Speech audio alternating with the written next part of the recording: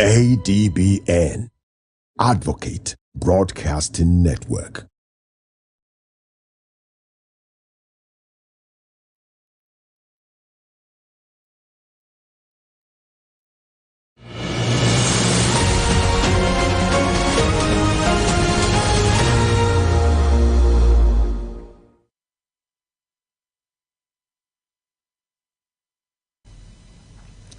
This is Adbn News. President Tinubu advocates for peaceful Edo elections, stresses need for sportsmanship spirit as police bans vehicular movement. Abuja Federal High Court dismisses defection suit against former Governor Wike loyalist in Rivers Assembly. National Examination Council investigates 40 schools for examination malpractices. And on the foreign scene, United Nations condemn Mali terror attack, urges global solidarity. In sports, Nigeria Premier Football League warns clubs against match disruptions. Hello, good evening. I am Mariam Zakari. Now the details. President Bola Ahmed Tinubu has called on all stakeholders in upcoming Edo State governorship elections to conduct themselves peacefully and sportingly. President Tinubu, in a statement by the presidency, emphasized democracy thrives on civility, tolerance, patience, and respect for the rules of the game. He noted that Independent National Electoral Commission has committed to conducting a free and fair election and urged all stakeholders to work together to ensure a successful and peaceful process. The president commended the governorship candidates and political parties for their campaigns, which have focused on issues that matter most to the people of Edo State, including improving livelihoods, promoting economic growth, and contributing to national development. He urged citizens in the state to remain peaceful and respectful throughout the voting process. He encourages them to resolve any disagreements amicably through the constituted authorities. Former President Goodluck Jonathan has called on all political actors and stakeholders to work towards deepening the nation's democracy by prioritizing peace and security in the Edo governorship election on Saturday.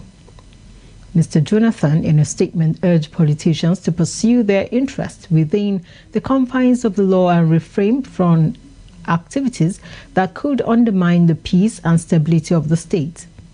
He also charged state institutions involved in managing the process of the election to maintain neutrality, to create a level playing field and ensure free and fair election. He said that the Edo election placed the moral burden on state agencies, especially the police and the Independent National Electoral Commission, to rise to their constitutional responsibilities as independent arbiters in Nigeria's democratic process. Inspector General of Police Mr. Kayode Egbetokun has directed the restriction of movement in Edo State ahead of upcoming governorship election. Mr. Egbetokun, in a statement, said this is to ensure adequate measures are put in place for peaceful, transparent, and credible elections. He also ordered the restriction of all vehicular movements on roads, waterways, and other forms of transportation from 6 a.m. to 6 p.m. on the election day. He added that those on essential duties, including accredited media, electoral officials, ambulances, and emergency responders, are exempted from the order. The Inspector General also urged the residents to report suspicious and other activities that could affect the integrity of the poll. Inspector General of Police IGP Olukayode Egbetokun has banned all security aides and escorts accompanying important personalities to polling booths and collation centers during the Edo State off-cycle governorship election scheduled for tomorrow. Force Public Relations Officer ACP Olumuyiwa Adejobi, in a statement, explained that the ban is to maintain the integrity of the electoral process. The statement also highlighted the prohibition of unauthorized security personnel and quasi-security outfits from operating during the election.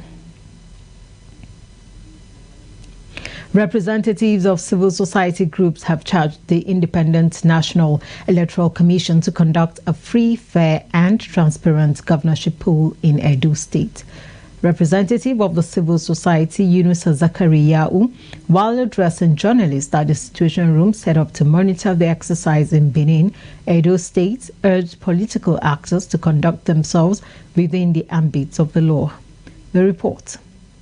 It's less than 24 hours to Edo governorship election. INEC has commenced the distribution of sensitive materials, while the leadership of the various political parties put finishing touches to their political strategies ahead of the D-Day. Millions of voters will file out on Saturday, September 21st, 2024, to cast their ballots for the candidates in the Edo State governorship election. The off-cycle election has 17 candidates vying for the exalted seat at the Dennis Osadibe House in Benin City, Edo State. However, the major political parties that have dominated the political space with campaign activities are the All Progressives Congress, APC, the Labour Party, LP, and the People's Democratic Party, PDP. Political parties have ended public campaigns, and the Situation Room is now open ahead of the exercise. Representatives of the civil society during a press briefing held in Edo State urged INEC to live up to its responsibility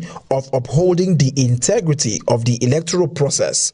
The Situation Room encourages INEC to ensure that people with disability and other vulnerable persons like pregnant women are included priority attention at polling units and ensure assisting materials are effectively utilized. With respect to security agencies, we appreciate the assurances of the Nigeria Police Force as the lead election security agency in providing adequate security for peaceful election.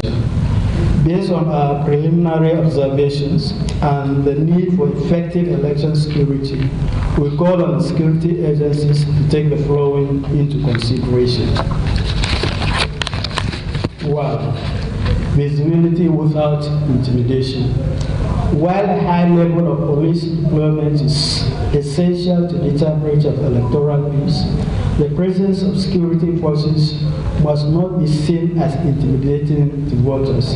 The civil society also called on political parties, their supporters, and security agencies to maintain peace and respect the rule of law throughout the process. Excessive display of force can suppress voter turnout and contribute to an atmosphere of fear.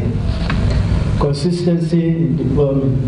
In the past elections, we observed that security deployment has been uneven, with more officers concentrated in urban areas, leaving rural communities under spare.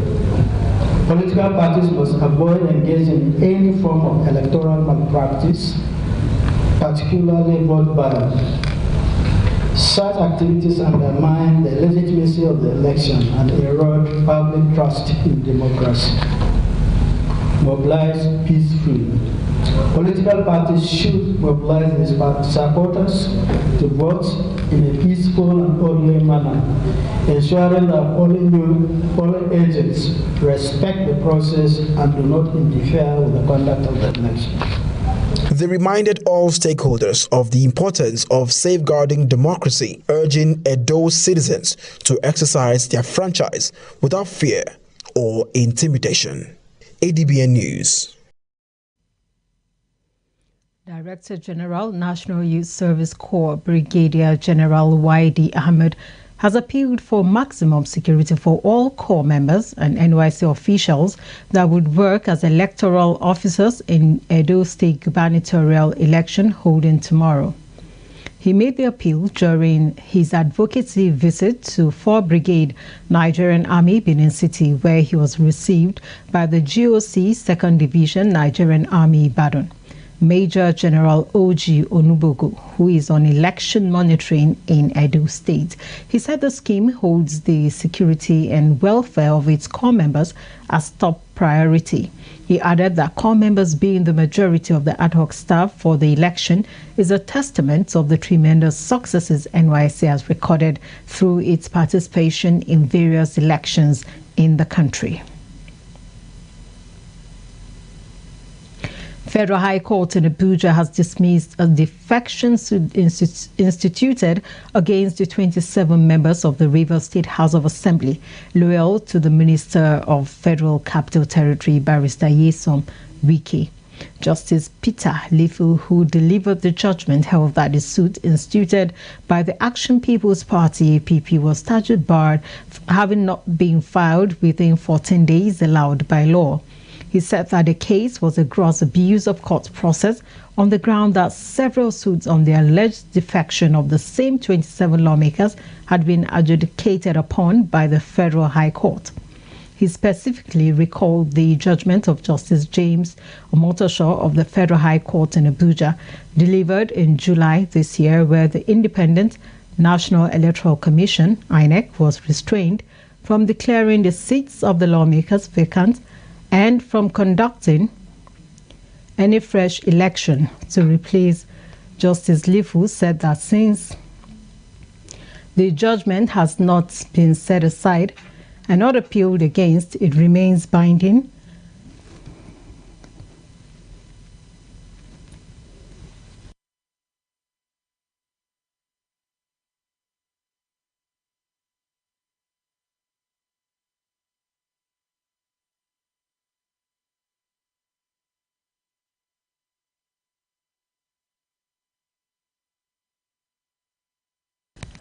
Justice Lifu said that since the judgment has not been set aside and not appealed against, it remains binding with force of law as far as the issue of defection is concerned.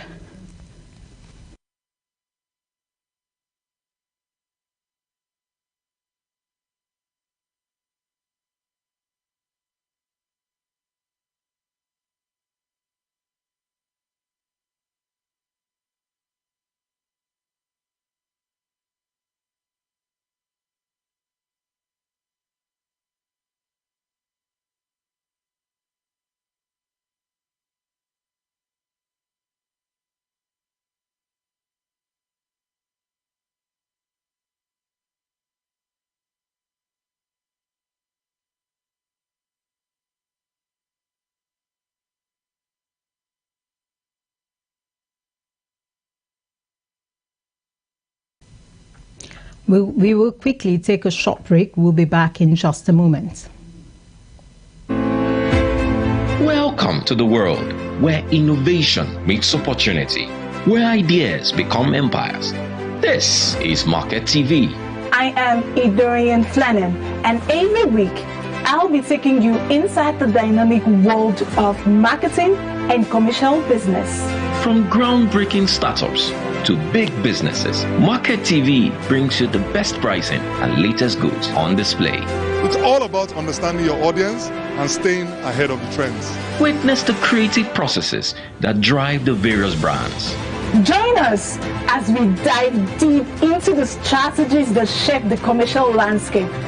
From streets to traditional advertising and social media, we cover it all. Whether you're a seasoned professional or an aspiring entrepreneur, Market TV provides the insights you need to thrive.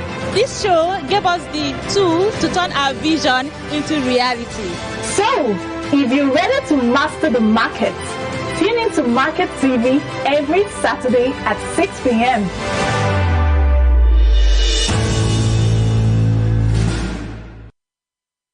In a world of overwhelming voices where everyone has different opinion on different issues, it is important that we bring the core issue to the fore. Join me, Nancy Banigo, on Softline as we lend our voices to inform and influence your thoughts and actions. This is not just mere talk, it is an educative program that touches the core of our existence.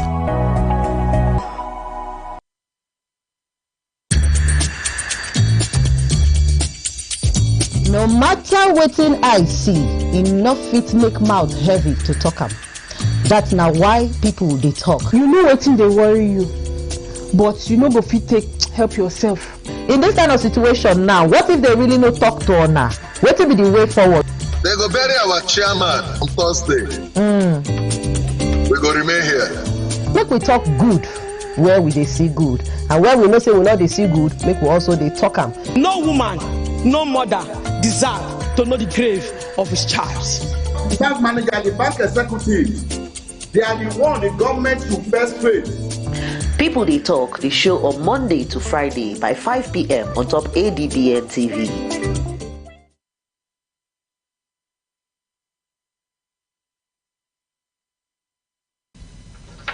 You're welcome back. Federal government says it is set to achieve over 60% savings on diesel cost following successfully retrofitting train locomotives to operate on a dual fuel system. Minister of Transportation, Mr. Said Al-Khali, expressed his satisfaction with the test run in a statement released by the ministry. He said the achievement is a step towards reducing transportation costs and making train fares more affordable for the public. At the Amina J. Mohammed train station in Abuja, the minister led the demonstration of the locomotive's capabilities along the Abuja-Kaduna rail corridor. Mr. Al-Khali explained the retrofitting process, noting that before the modification, the locomotives ran entirely on diesel. The minister also outlined plans to extend the retrofitting initiative across the national rail network.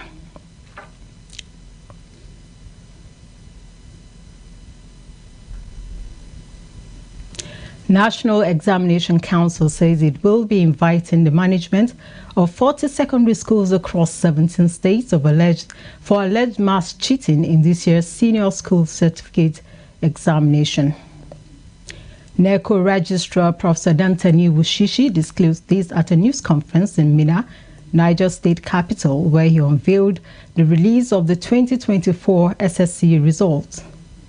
Professor Wushishi said over 8,400 candidates were found to be involved in various forms of malpractice, compared to over 12,000 in 2023, showing a reduction of 30.1%. He said all the schools involved in cheating will be invited to the council for discussion, after which appropriate sanctions would be applied. He also revealed that one school in Ekiti was recommended for deregistration for mass cheating in 2 core subjects. President of the Senate, Senator Godswill Akpabio, has offered scholarship grants of 500,000 each to the second batch of students for tertiary institutions from the Akwa Ibom State Northwest Senatorial District.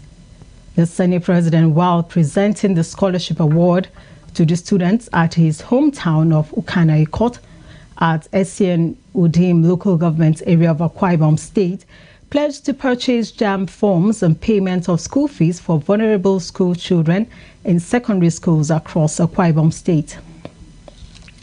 According to Senator Godswill Akpabio, the gesture will aid vulnerable children attain higher educational heights. Providing 100,000 to each of you.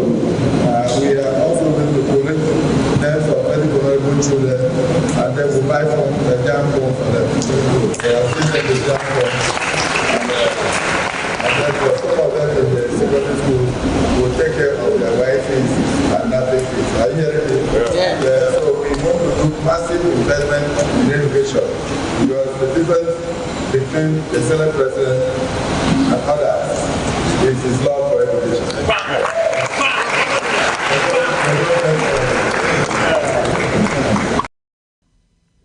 The President of the Senate also flagged off the distribution of 16,800 fertilizers to farmers in the state through the Godswill Akpabio Back to Farm initiative. He stated that this will ensure robust food production for the teeming public, adding that 26 hectares of land have already been acquired to ensure large farming for food sufficiency. We the people of the senatorial district had already chosen to follow President Bola Ahmed Tinubu through the All Progressive Congress. And just to reassure them that I will not disappoint them. You can see wherever I go to, I come with my leaders, Weboyin, and so many other senators who came with me. They have witnessed what we are doing here. When we spoke yesterday at the stadium, some critics said that we're just talking and that nothing will happen. But of course, you have seen with your eyes that a lot is happening. I believe strongly in empowerment, educationally and otherwise. I said about 42 roads are currently under construction, but the reality is that many of them have actually been finished, awaiting just commissioning. I said that we have about 30 school blocks that we are doing. Many of them have been completed, and by December we'll start the commissioning in the rainy season. And I also mentioned the fact that health centers are being built, and many of them are almost at the verge of being completed. And all these things are part of the consistency projects that we are handling here, and that is courtesy of President Bola Ahmed Tinubu, who has given us the leverage to touch the lives of the less privileged and to touch the rural communities and grassroots. Senator Godswill Akpabio also distributed rice to the people, assuring of President Bola Tinubu's resolve to get the country off hunger. Recipients of the scholarship awards extended their appreciation to Senate President Godswill Akpabio and his wife, Mrs. Unoma Akpabio, for their commitment to supporting education through the scholarship initiative. I am from Ikono local government area. I school at University of Uyo. I study medicine and surgery. I am one of the beneficiaries of the scholarship of the Senate President of Nigeria. This scholarship is very beneficial to me. I'll be able to pay my school fees.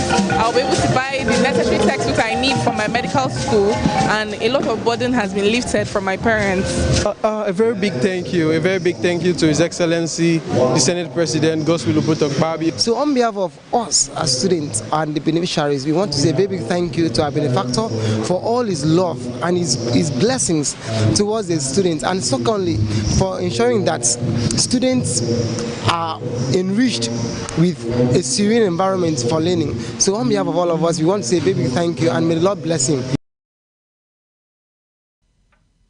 In line with Senate President Godswill Akpabio's Back to Farm initiative aimed at supporting the people of Akwa Ibom State, 500 bags of fertilizer and 100 bags of rice were distributed to each local government area in Ikotokpene Senatorial District. The distribution event took place at the Senate President's residence in Ukana Ikot Itwan village, located in Essien Udim local government area, Akwa Ibom State. Leaders from the 10 local government areas in Ikotokpene Senatorial District, comprising of Abak, Essien, Udim, Etimekbo, Ikono, Ikotokpene, Ini, Obot, Akara, Oruk, Anam, and Ukanafun, were present to receive the designated supplies for their respective communities. Mr. Udwak Udo, representing Essien Udim local government area, expressed heartfelt gratitude to the Senate President for his unwavering support to the people of Essien Udim and Akwa Ibom as a whole. Similarly, Honorable Patrick Okon Wanko, representing Obot Akara, and Honorable Nkerongwem Richard Ebong from Abak local government area praised the Senate President during the collection of the items. House of Representatives Committee on Safety Standards and Regulations has warned against the existence of any factions in the Institute of Safety Professionals of Nigeria. Chairman of the committee, Honorable Abubakar Gumi, gave the warning after a meeting of the caretaker committee of the Institute in Abuja. He said while some individuals may have chosen to withdraw from the process due to selfish reasons, they have made it clear that no one is above the law and no individual or group can hold the country to ransom for personal gain. Members of the three factions sat down with us and agreed that October, we should draw the line, and October, we conduct new elections. And a host of other agreements, which we all agreed, and they signed. And that communique was published online with all the media houses. But along the way, one faction decided to withdraw. And up to today, we've been sending invitations for that faction to come and tell us what is your fear so that we can address them and move forward. But nothing like that has happened. No correspondence. We've invited and they refused to come. But we cannot be condoning this action. From all indication, the whole problem is based on the actions of that particular group. And enough is enough. We have to move on. Nigeria is more than one individual. And that is why the other faction, they're all here. And they're all in support of this. So if you have 3 factions and 2 are in support of unification, then I think we can comfortably say, yes, the majority is for unification. And a host of all the HSC professionals out there, they are all for the unification because they want to obey the law and do the right thing. Speaking on the crisis rocking the organization, the former president, Mr. Shaw Frejin, and other institute stakeholders said the act establishing the Standard Safety Organization must be obeyed and the rights of the people must be respected. The essence of our coming out to speak is that there is no faction. Even it is just by mere privilege to say there was 3 factions. The person they are saying is, the group they are saying is of the 3rd faction. It's an embarrassment because it was last November that they formed that cricket group. How can you imagine a situation whereby somebody who he handed over to now became a board member of that faction? It's even an aberration. The act should be followed and people's rights should be respected. And I'm happy to be here today to hear the House Committee Chairman briefing you people about the nitty-gritty of the act and how ISPON has been going. ISPON is over 30 or 35 years. It used to be known as NISP. It was NISP when the act was approved. And now we have some people who are selfish who want to say, oh, it's me that will run the act.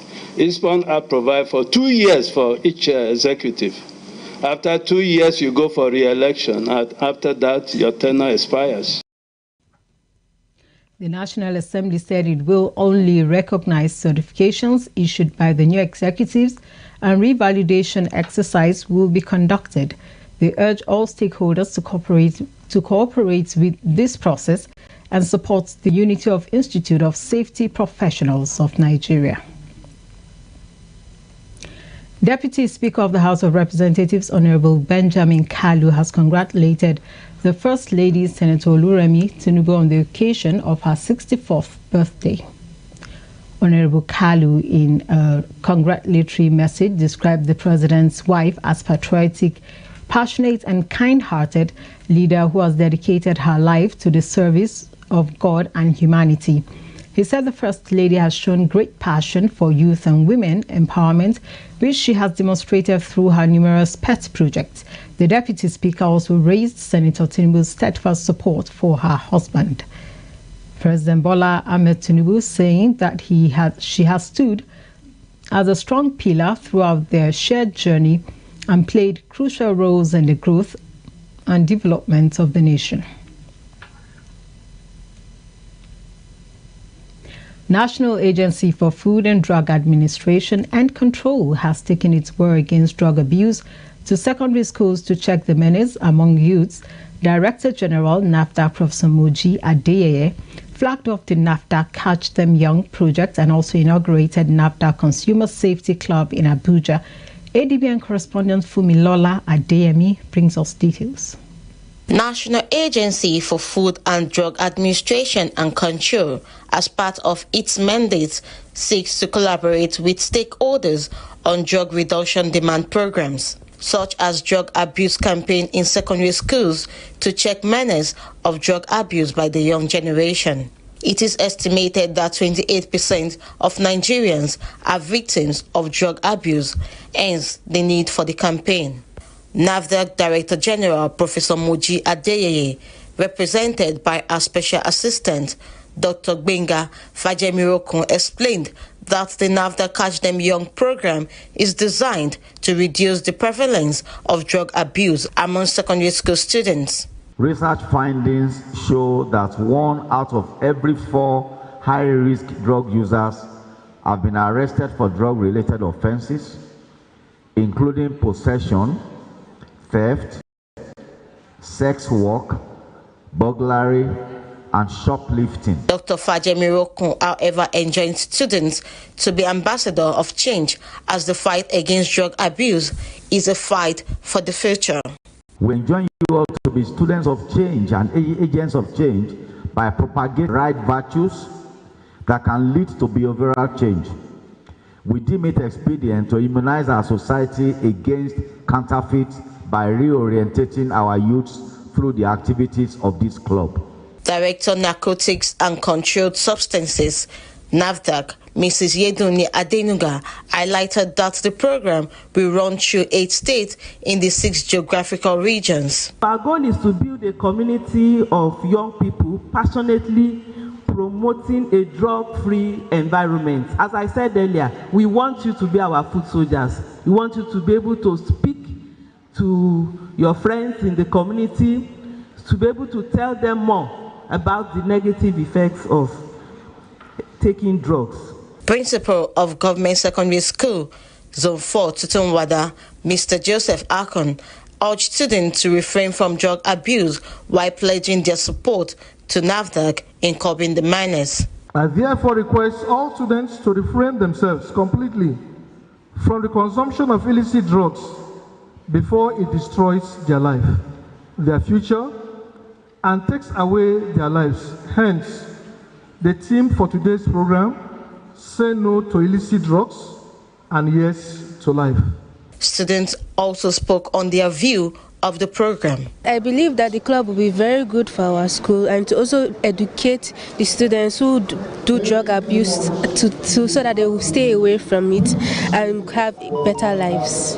I like what the government is doing by enlightening us on drug abuse, because if the students know about this drug abuse, they won't try to go into it, and for those who are in, they will come out of it. Members of the NAFDAC Consumer Safety Club are enjoined to support information flow on NAFDAC's regulatory effort and help combat drug abuse, as well as circulation of fake and counterfeit products. Funmilola Adeyemi, Adbn News. You're watching ADBN News at 7. You can watch us on DSTV channel 258, on Star Times channel 140, Avo TV app, on Limex World TV app, and on Niger TV app. For more stories, visit our website on www.adbntv.com. Stay with us for more stories right after this break.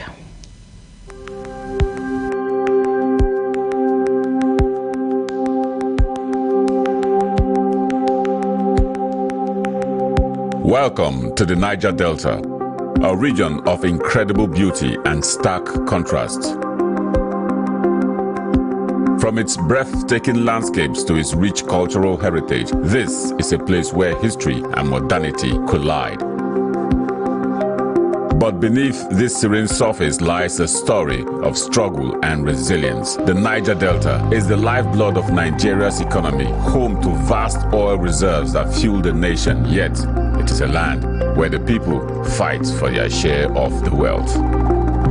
Join us on the program Niger Delta Today as we explore the heart of the Niger Delta, discover the vibrant cultures, the struggles for environmental justice, and the stories of the people who call this place home. This is the Niger Delta, a land of contrast, a story of resilience, a journey of hope. Don't miss our exclusive series, Niger Delta Today, every day at 12 noon, only on ADBN TV. Witness the untold stories, experience the journey, be part of the change.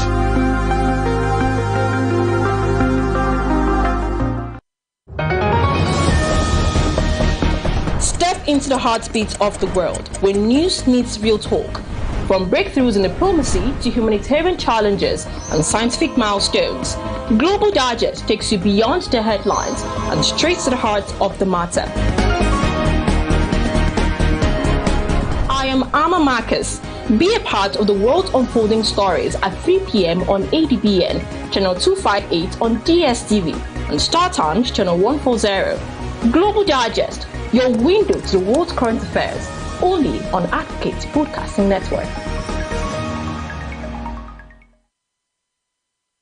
You're welcome back. Akwa Ibom State Governor Pastor Umo Eno has approved the disbursement of 180 million naira from the initial enrollment of 9,150 junior civil servants in Akwa Ibom State Health Insurance Scheme. Speaking during the official launch of the Akwa Ibom State Health Insurance Scheme at Edetakpan Avenue in Uyo, Pastor Umo Eno reiterated his dedication to enhancing the healthcare system in the state. Adbn correspondent Mary Onyemachi completes the story. The Akwa Ibom State Health Insurance Scheme is a social health insurance program designed by the state government in 2021 to enhance the health of residents at an affordable price. In his address, Pastor Umo Eno highlighted the importance of residents taking advantage of the initiative designed to enhance their lives, urging the agency to release a list of accredited health centers in the state for easier access. It is a known fact that health is wealth, and that has been repeated here severally. A healthy population, of course, like the President said, is a productive population. That explains why healthcare delivery is key and is a focal point of our RISE agenda. Being the first year and considering the very nature of the economy right now, I've undertaken to pay 180 million naira, covering all staffs, all civil servants from levels 1 to 6. Those are the junior cadre. We don't need to touch their money. At least for the first year, let them enjoy it. And when they see that it works, they will willingly register for the next year. Pastor Umo Eno announced that 6 ambulances have been distributed throughout the state, with 2 assigned to each of the 3 senatorial districts to ensure quick responses to medical emergencies. The governor also urged the agency to maintain credibility and transparency in providing affordable and accessible healthcare services to the various communities in the state. And so let's don't take the funds that are being put in place for granted. Let's don't take it for granted at all. We must ensure that we use this fund, we run the agency and make it extremely credible. We must make Akwa Ibom Health Insurance Agency a reference point for insurance agencies in this country. And let's approach it with all amount of seriousness.